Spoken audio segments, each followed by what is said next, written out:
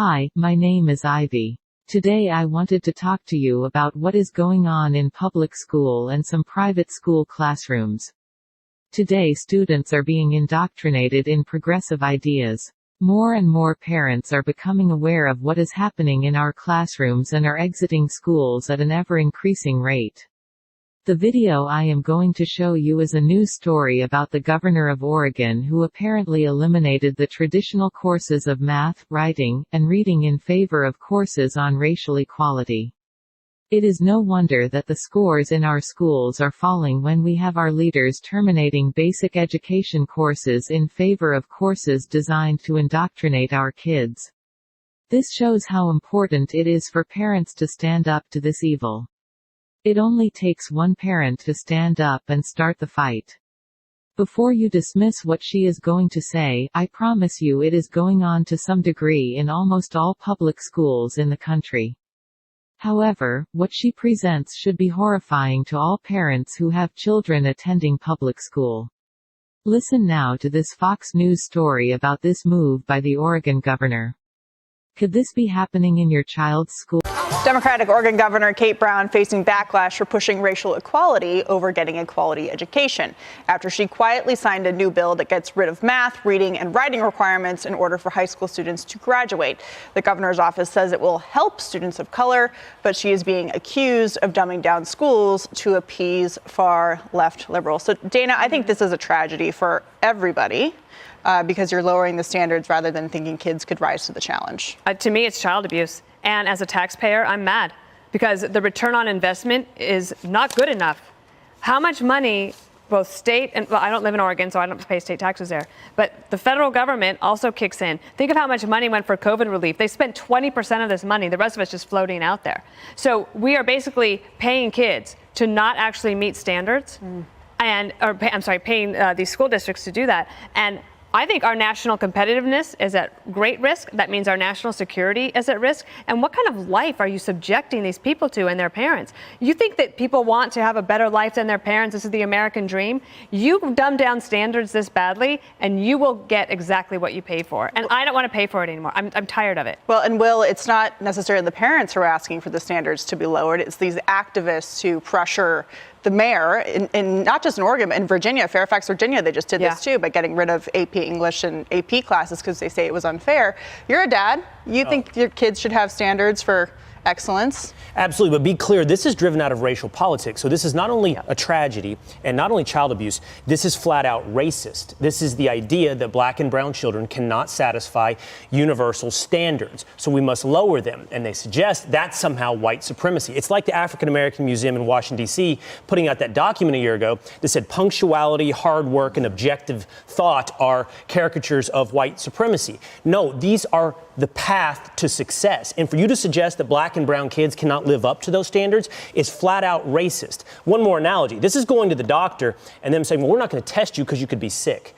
The patient is still sick, regardless of whether or not your tests come back. These kids still graduate. They will still be ignorant. They will not be able to satisfy those standards, and life will punish them for that, no matter you putting these tests aside. Yeah, Jessica?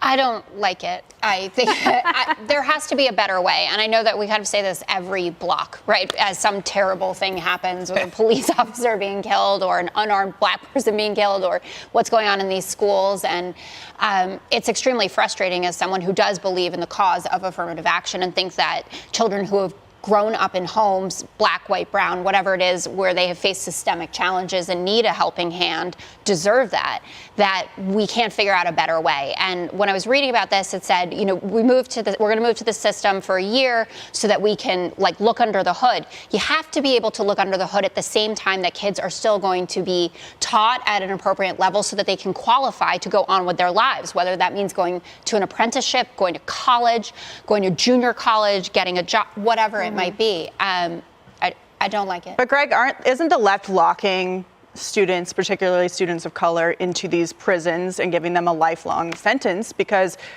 parents in the inner city are trying to get their kids into charter schools so they can actually achieve these things, to maybe get a scholarship to college? This kind of education ensures that none of them will even qualify. Well, it guarantees that basically the first step into a competitive life, you're already in the negative. It's like you're not, everybody else is going to be better off than you are. And it's an assessment on this idea of equity, which is not about the freedom to achieve, but to install a ceiling to achievement. It's just like socialism everywhere. It's a crushing limit from above that says all of you will be stupid together.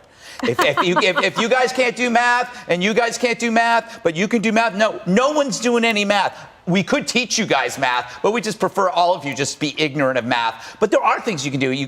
There's a guy on Twitter, Corey DeAngelis. Yes. DeAngelis. If you follow him on Twitter, he's led the charge on the new trend of allowing parents to take their education dollars everywhere, elsewhere, but the public schools. And that's a really good thing. School choice, obviously, and we should be thinking about improving remote learning. I think that's the way to go, man. It's what Peloton did to the gym. Dana, you had one. I'm sorry. I just wanted to add one other thing. So the Democrats dropped a bill yesterday to have $3.5 trillion in spending. And two of the things that are included in there are free pre-K for everybody and free community college. Let me tell you right now, if people cannot pass a basic standard test to get out of high school, I do not want to pay for free community college. That there should at least be some standards. And if this monstrosity passes, the Republicans at least ought to insist on those standards. That's a great point.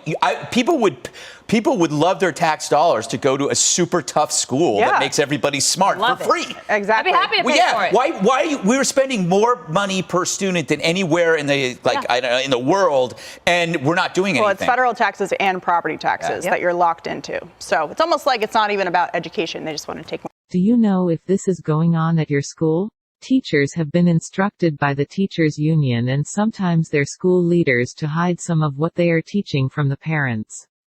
As a parent, you will need to get more involved in your child's school if you want to really know what your child is learning. We suggest that parents get involved in the PTA and attend school board meetings to see who on the school board is pushing a liberal agenda. The first step is to attend a school board meeting to see what the school board has on its agenda. At this meeting, see if there is already an active group is fighting the progressive agenda being implemented in your child's school. The next step would be to join an existing group if it exists, and if not, form a group of like-minded parents to stand up for your students. The purpose of the group would be to educate parents as to what is going on in the school system and to run conservative candidates for your local school board. To educate yourself and others in what is going on in our schools, go to the Nehemiah Resets website and look at our cultural issue videos under the training menu item. The Nehemiah Reset website is located at nehemiahreset.org. We encourage you to stand up for righteousness in your community. I hope to see you again soon in another video.